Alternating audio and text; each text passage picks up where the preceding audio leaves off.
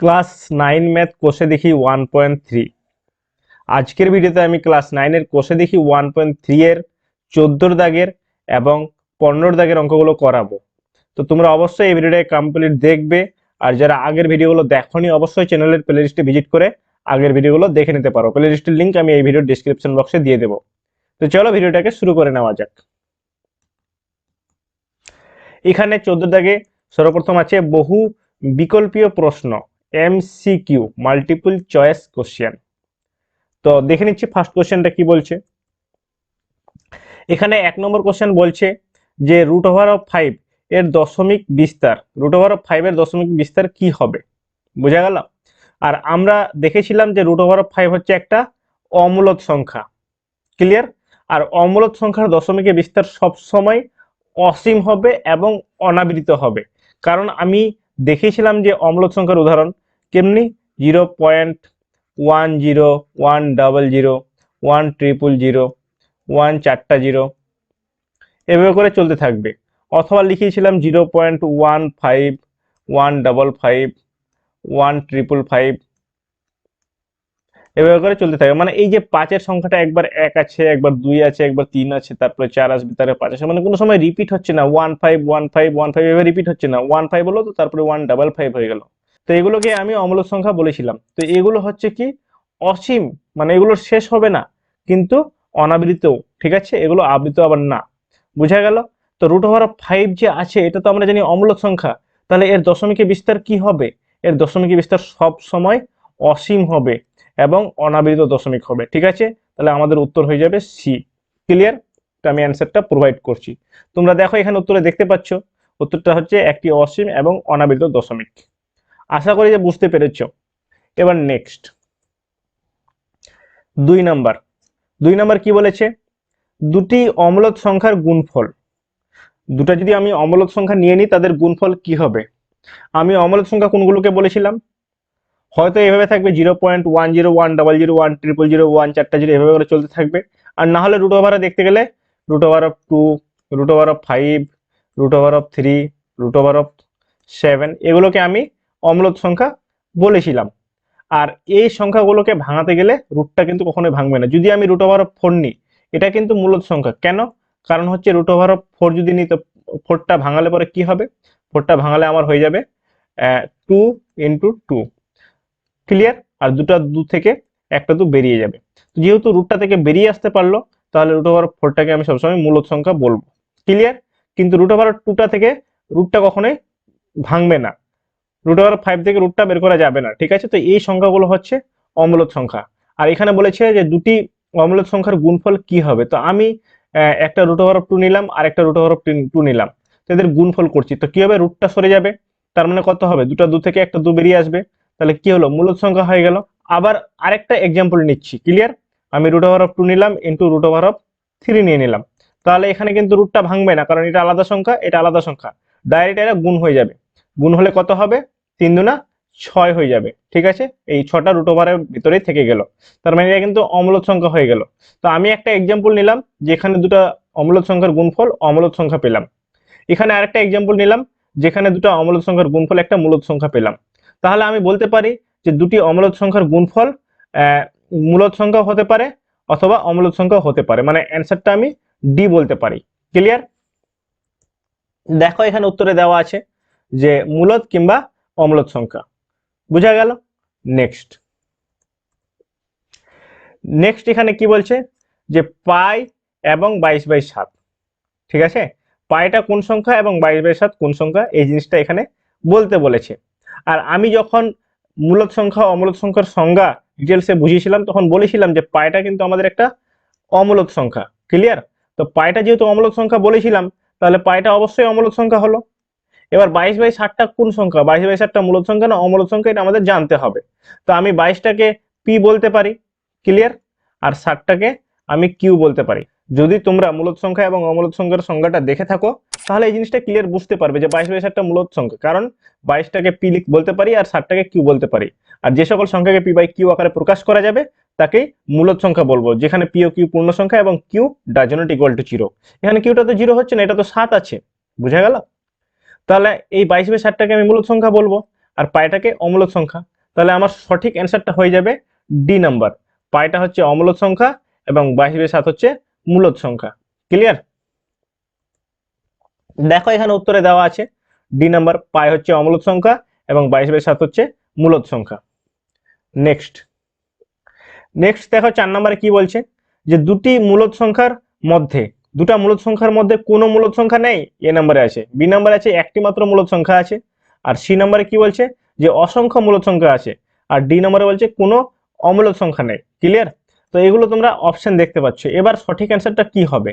তো আমি যে কোনো দুটা মূলদ সংখ্যা নিচ্ছি, ঠিক আছে? ধরে নিলাম যে একটা 5 হচ্ছে মূলদ সংখ্যা, একটা হচ্ছে 6 মূলদ সংখ্যা। তো এই 5 এবং 6 এর মধ্যে কতগুলো মূলদ সংখ্যা আছে যদি আমি দেখতে চাই, অ্যাকচুয়ালি আমি যদি বের করতে চাই, তাহলে আমি 5 এবং 6 এর মধ্যে অসংখ্য মূলদ সংখ্যা বের করতে পারি। ক্লিয়ার? আমি একটু উদাহরণ দিয়ে তোমাদেরকে বুঝিয়ে দিচ্ছি। আমি 5টাকে একটা মূলদ সংখ্যা নিলাম, 6টা আরেকটা মূলদ সংখ্যা নিলাম, ঠিক আছে? তো এর মধ্যে আমি মূলদ সংখ্যা বের করব। তাহলে আমি কি করব, 5টাকে 5/1 লিখতে পারি, আর 6টাকে 6/1 লিখতে পারি। ক্লিয়ার? এবার আমি কতগুলো বের করবো তোমরাই বলো। আমি যতগুলো বের করতে চাইবো ততগুলোই বের করতে পারবো। আমি এক্সাম্পল হিসাবে ধরে নিচ্ছি যে এই 5 এবং 6 এর মধ্যে 7টা বের করব, ঠিক আছে?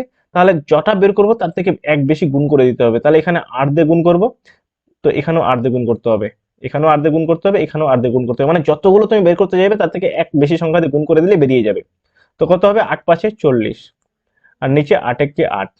এখানে কত হবে, 8×6 = 48, 8×1 = 8। তাহলে দেখো আমি এই 5টাকে এই আকারে লিখলাম, আর 6টাকে এই আকারে লিখলাম। এর মধ্যেকার মূলদ সংখ্যাগুলো লিখবো। তাহলে একটা কত হবে, 41/8, 42/8, তারপর হবে 43/8, 44/8, 45/8, 46/8, 47/8। ঠিক আছে? কারণ এটা 48/8 আছে, এর থেকে কম লাগবে।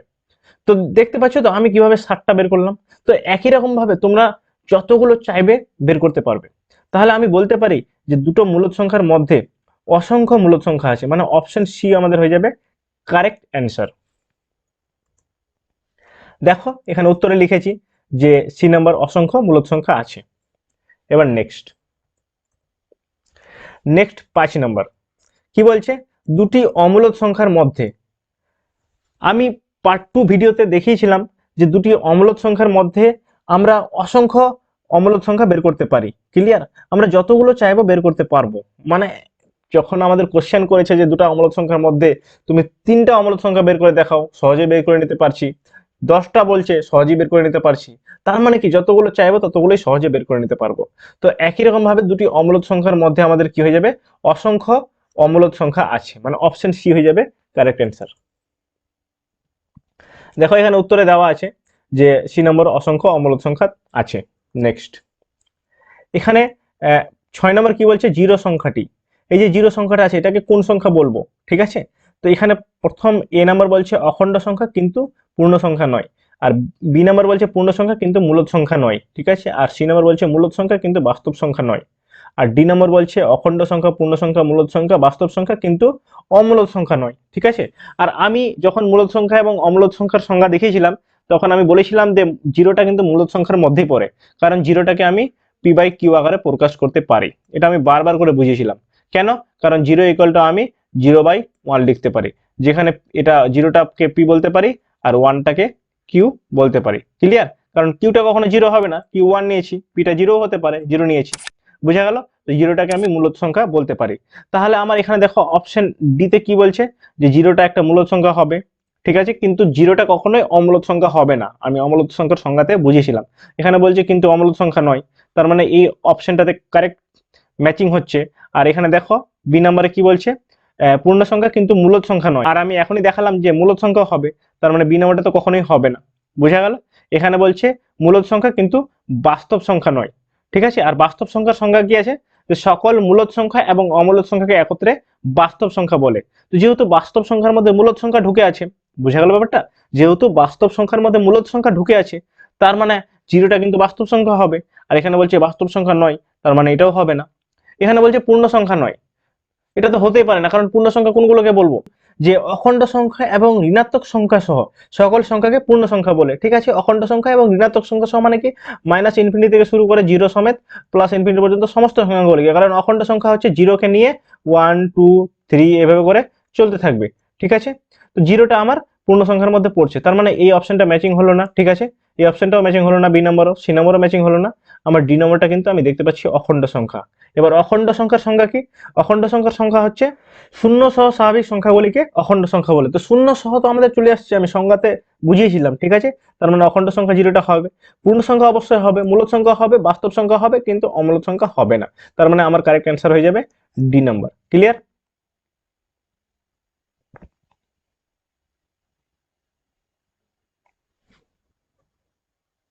এবার নেক্সট 15 দাগের কি বলছে? সংক্ষিপ্ত উত্তর ভিত্তিক প্রশ্ন। এখানে দেখো 1 নম্বর কি বলছে, যে একটি উদাহরণ লিখি। একটা উদাহরণ আমাদের লিখতে বলছে যেখানে দুটি অমূলদ সংখ্যার যোগফল একটি মূলদ সংখ্যা। মানে আমাকে এমন একটা উদাহরণ দিতে বলছে যেখানে আমি দেখাতে পারবো যে দুটি অমূলদ সংখ্যাকে যোগ করলে পরে একটা মূলদ সংখ্যা পেয়ে যাব। ক্লিয়ার? তো আমি এখানে উত্তরটা লিখছি।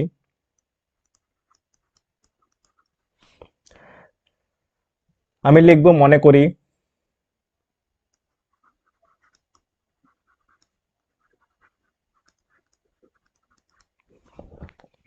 দুটি অমূলদ সংখ্যা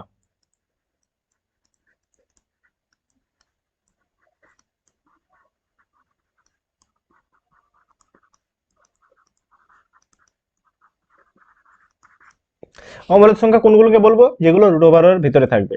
তো আমি রুট ওভার অফ 3 ধরলাম ও মাইনাস রুট ওভার অফ 3 ধরলাম। এটা আলাদা, এটা আলাদা, কারণ এটা প্লাসে আছে, এটা মাইনাসে আছে। ক্লিয়ার? আমি লিখলাম, মনে করি দুটি অমূলদ সংখ্যা হলো রুট ওভার অফ 3 ও মাইনাস রুট ওভার অফ 3। এবার আমি এখানে লিখবো যে রুট ওভার অফ 3 ও মাইনাস রুট ওভার অফ 3 সংখ্যা দুটির যোগফল।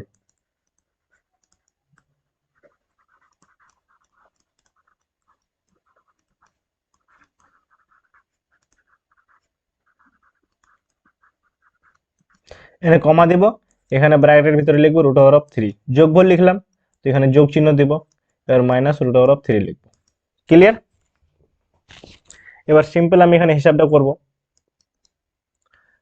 রুট ওভার অফ 3 প্লাস মাইনাসে কি হবে? মাইনাস রুট ওভার অফ 3 সমান সমান কত হলো? 0। আর আমরা জানি জিরোটা হচ্ছে একটা মূলদ সংখ্যা। তো আমি লিখব যে অতএব দুটি অমূলদ সংখ্যা হলো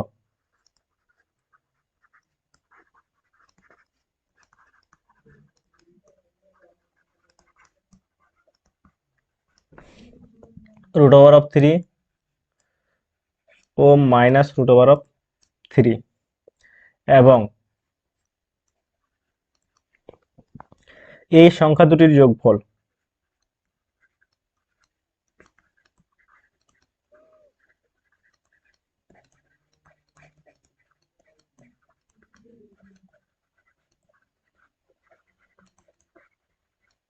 জিরো, যা একটি মূলদ সংখ্যা।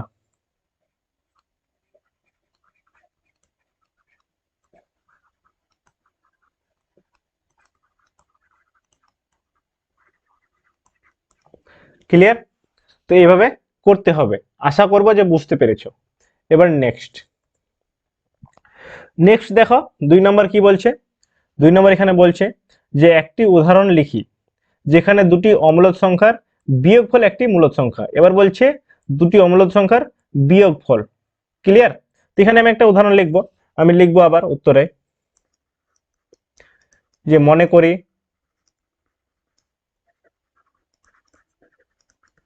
দুটি অমূলদ সংখ্যা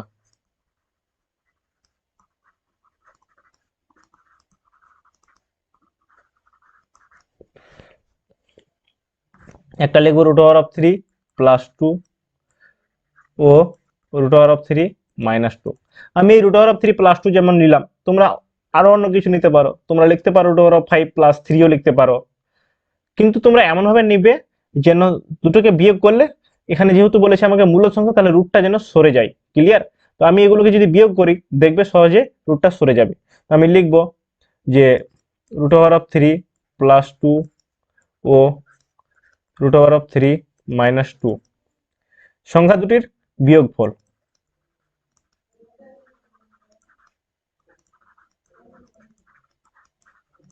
বিয়োগফল।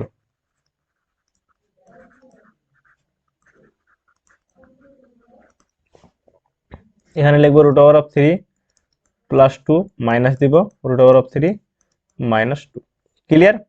এখানে লিখবো ব্র্যাকেট দেওয়ার দরকার নেই, ব্র্যাকেটটা তুলবো, লিখবো √3 প্লাস 2 মাইনাস প্লাসে কি হবে মাইনাস √3 আর মাইনাস মাইনাসে কি হবে প্লাস 2।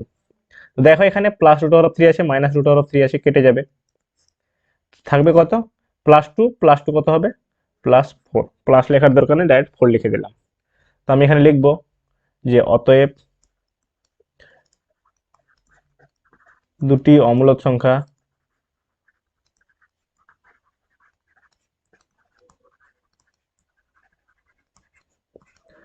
√3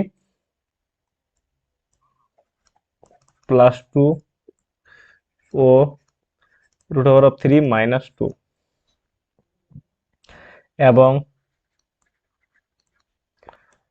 এই সংখ্যা দুটির বিয়োগফল।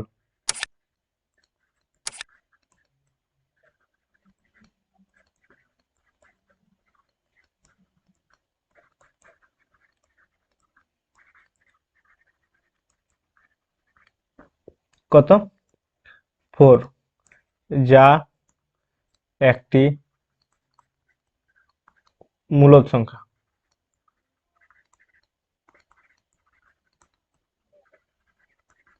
ক্লিয়ার? কারণ আমরা জানি 4টা হচ্ছে মূলদ সংখ্যা।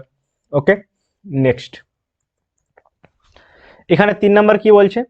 3 নাম্বার বলছে যে 1/7 এবং 1/2। ক্লিয়ার? এর মধ্যে একটি মূলদ সংখ্যা লিখি। তো এটা কোর্সে দেখি 1.1 বুঝিয়েছিলাম, আবার দেখিয়ে দিচ্ছি, দেখো খুবই সোজা জিনিস। আমি এখানে উত্তর লিখবো, 1/7 আছে এখানে লিখে দেব, আর 2/7 আছে ওটাকে এখানে লিখে দেব, সমান সমান দিব, টান দিব, 1/7 এখানে টান দেব 2/7, এখানে গুণ চিহ্ন দেব, এখানে গুণ চিহ্ন দেব, এখানে গুণ চিহ্ন দেব, এখানে গুণ চিহ্ন দেব। সর্বপ্রথম হরটাকে দেখে নেব যে হরটা দুটোরই সেম আছে না আলাদা আছে। এখানে 7 আছে, এখানেও 7 আছে, মানে দুটোই সেম আছে, তাহলে কোনো কিছু করার দরকার নেই। ওকে, তো ডাইরেক্ট কি করব, কটা মূলদ সংখ্যা চেয়েছে, একটা মূলদ সংখ্যা, যটা মূলদ সংখ্যা চাইবে তার থেকে এক বেশি উপর নিচে গুণ করতে হবে। যেহেতু এখানে একটা চেয়েছে তাহলে উপর নিচে 2 গুণ করব, এই 2 লিখলাম উপরে, তো নিচে এটা কেটে দিলে আবার এটাই থাকবে, মানে কোনো পরিবর্তন হবে না। ঠিক আছে, এটা করতে পারি। একই রকম ভাবে এখানে 2 গুণ করব, এখানে 2 গুণ করব। এবার কি করব, 2 এককে 2 লিখবো উপরে, নিচে 7 দুনা 14, নিচে লিখবো 2 দুনা 4 আর 7 দুনা 14। ওকে, এবার আমি লিখবো অতএব 1/7 এবং 2/7 এর মধ্যে একটি মূলদ সংখ্যা হলো।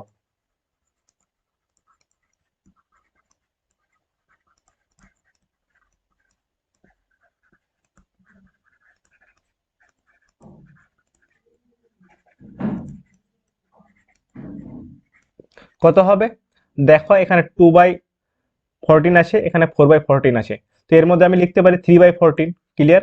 এর দুটোর মধ্যে আমি 3/14 সহজেই লিখতে পারি। ক্লিয়ার? কারণ দেখো 3/14টা 2/14 এর থেকে বেশি আর 4/14 এর থেকে কম। ক্লিয়ার? তো এটাকে আমি অ্যান্সারে করব, এখানে লিখবো 3/14, এটা হয়ে গেল আমার অ্যান্সার। ওকে, এবার নেক্সট। নেক্সট দেখো কি বলছে 4 নম্বরে, 1/7 এবং 2/7 এর মধ্যে একটি অমূলদ সংখ্যা লিখি। আর অমূলদ সংখ্যা বের করতে হলে কি করতে হবে, এই যে ভগ্নাংশটা আছে এটাকে ভাগ করতে হবে, এটাকেও ভাগ করতে হবে, ভাগ করার পরেই আমরা বের করতে পারবো। তো সর্বপ্রথম ভাগটা করে নিচ্ছি, এখানে উত্তর লিখছি 1/7।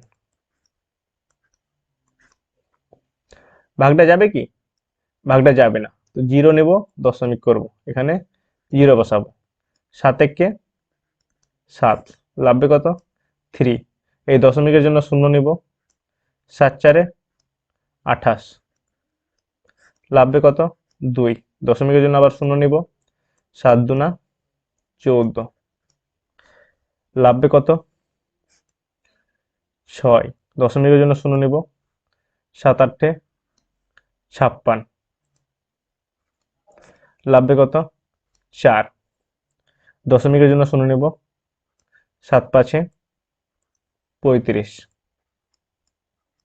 লাভবে কত 5, 7 7 49, দশমিকের জন্য শূন্য নেব, 7 7 49, লাভবে কত 1, দশমিকের জন্য যদি শূন্য নিই, এই যে 10 পেলাম, দেখো সর্বপ্রথম এখানে 10 ছিল, ঠিক আছে, আবার ভাগটা করলে এই জিনিসগুলো আবার রিপিট হবে। ওকে, তো আমি এখানে ভাগটা শেষ করে দেবো, এখানে ডটেড করে দেবো। ওকে, তো এইভাবে চলতে থাকবে। এবার এই যে 2/7 আছে, এটাকে এই সাইডে ভাগটা করবো। তোমরাও কিন্তু এইভাবে খাতায় করবে।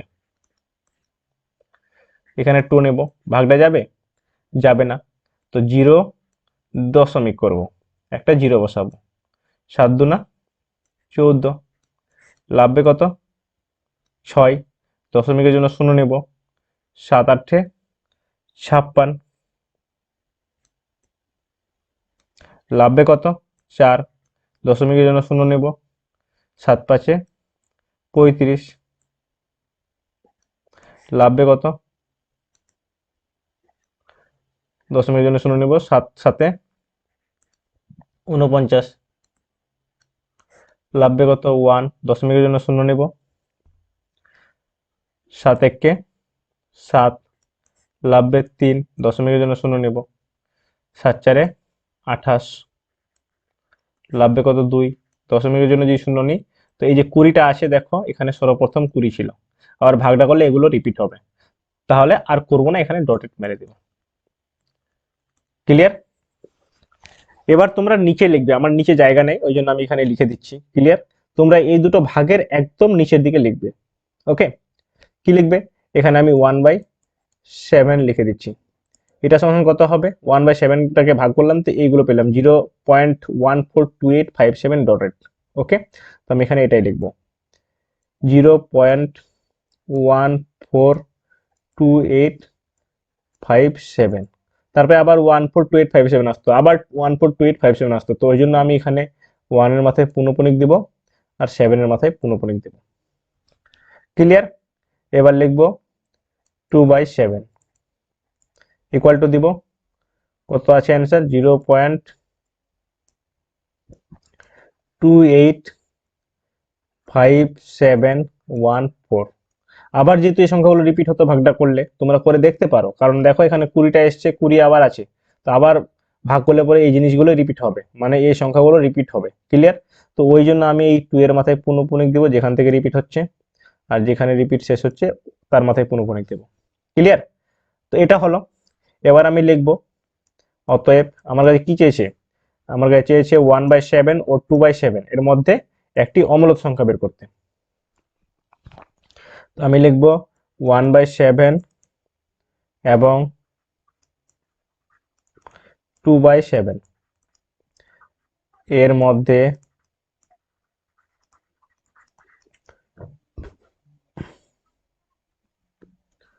একটি অমূলক সংখ্যা হলো।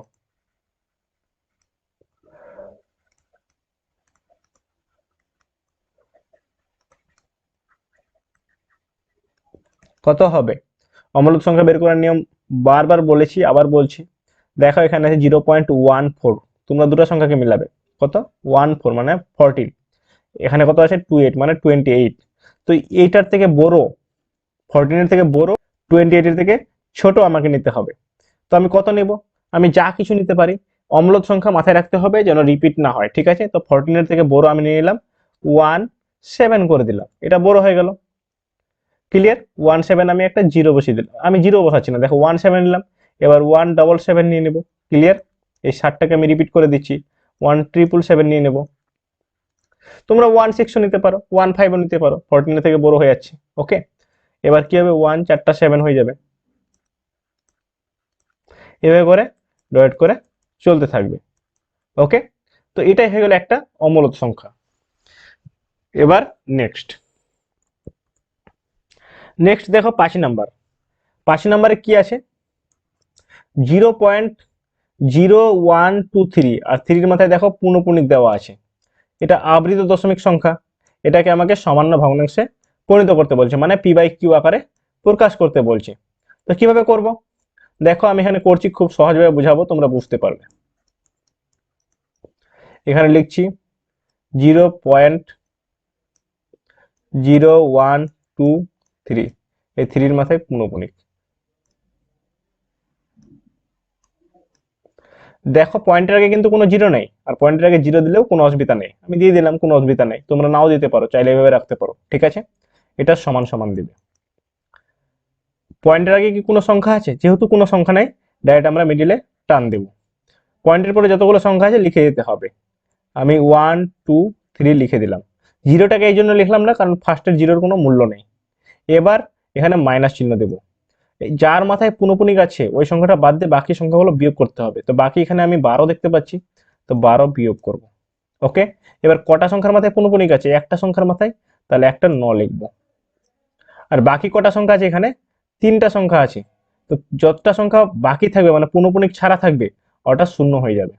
তো এখানে আমার 3টা শূন্য হয়ে গেল, কারণ 3টা সংখ্যা আছে, 1টা 2টা 3টা, বোঝা গেল? আমি 3টা শূন্য করে দিলাম। এবার এটাকে হিসাবটা করে নিচ্ছি। 123 থেকে যদি 12 বিয়োগ করি তাহলে হয়ে যাবে 111, আর নিচে হয়ে যাবে 9000। ক্লিয়ার? এটা কাটাটি যাবে কি? অবশ্যই কাটাটি যাবে, 3 দিয়ে কাটাটি যাবে, এটাও যাবে 3 দিয়ে কাটাটি, 3 দিয়ে কেটে নিচ্ছি। 3 3 9, 10 11, 2 থাকলো, 2 10 21, 3 7 21, এটাও যাবে। 3 3 9, 00 000, তো কত হবে? 37 ডিভাইড বাই 3 000। তো আমার এটা হয়ে গেল অ্যান্সার। আশা করি যে সহজভাবে বোঝাতে পেরেছি। তো আজকের জন্য এখান থেকেই। যদি তোমাদের এই ভিডিওটা হেল্পফুল বলে মনে হয়ে থাকে তাহলে অবশ্যই এই ভিডিওটা একটা লাইক করবে, আর যদি চ্যানেলে নতুন হয়ে থাকো তাহলে চ্যানেলটাকে সাবস্ক্রাইব করে বেলের ঘন্টিটাকে দাবিয়ে দেবে। দেখা হচ্ছে পরবর্তী ভিডিওতে, ততক্ষণের জন্য ধন্যবাদ।